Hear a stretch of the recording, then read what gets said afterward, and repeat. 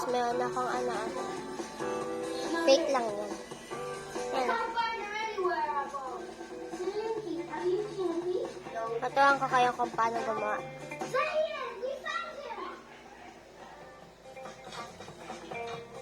Una, kumuha kayo nito. Tapos, ibaklas nyo. Ibaklas nyo. Yan pang ano sa tape. Sa tape. Stapler. Yan pang ano siya sa stapler. Yan. Yan yung ano ko. Yan. Tapos, ito yung gagawin natin. Una, gawin yung diretso. Ito, gawin yung diretso. Bago nyo i-diretso, kuha muna kayo ng isa. Yan, kuha kayo ng isa. Maliit lang. Tapos, tsaka nyo i-diretso.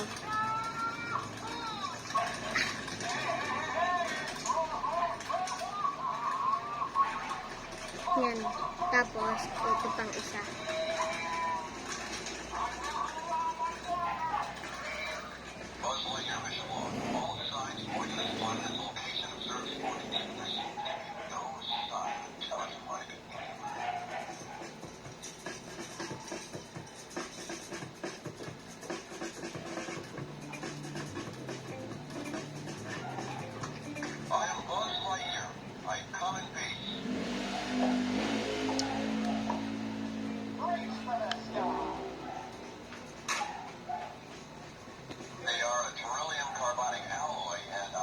Yan.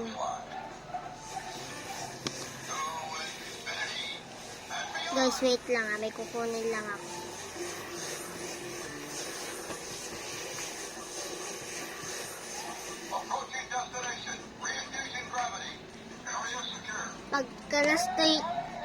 Pagka na-state nyo na siya, parang ganyan. Kuha kayo ng lapis o kaya ballpen. Tapos, ganito nyo. Lagay nyo dito. Tapos, ganito nyo. Tapos, ganito nyo.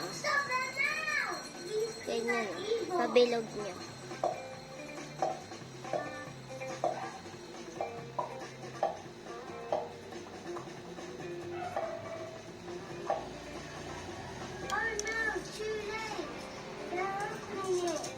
Tapos, yan na. Gawa na siya, gawa. Yan na.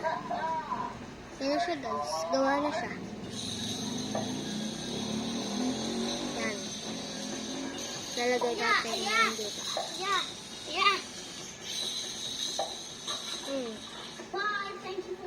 Yan, guys. Kapatid ko lang yan. Yan na.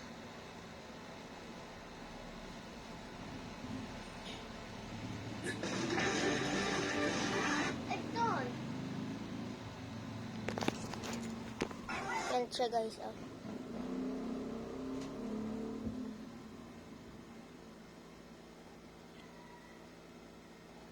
Tapos, ito yung gawa ko.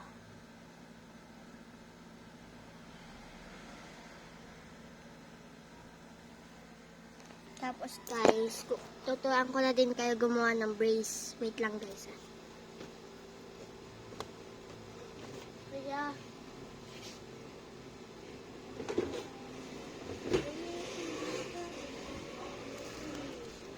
guys, ito, kailangan nyo ng goma.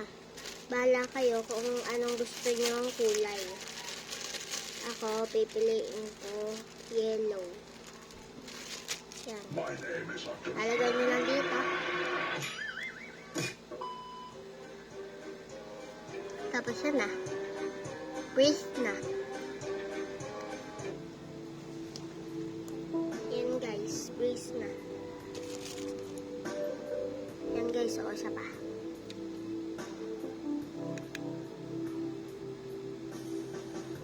Pwede sa taas, pwede sa baba. Kaya sa taas ko nilagay kasi nahirapan ako sa baba.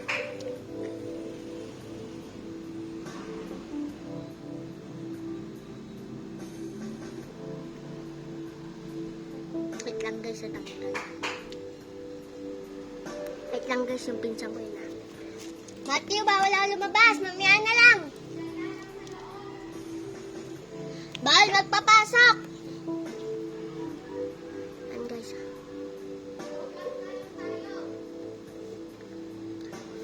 Nagbablog ako. Yan. Yan, na-brace na. At guys, kung meron kayo dyan pang lock ng earrings o hikaw, pwede siya kunin tapos ikabit dito. Ingat lang po sa pagkabit kasi po baka po malunok nyo. Yan. Ingat po. God bless.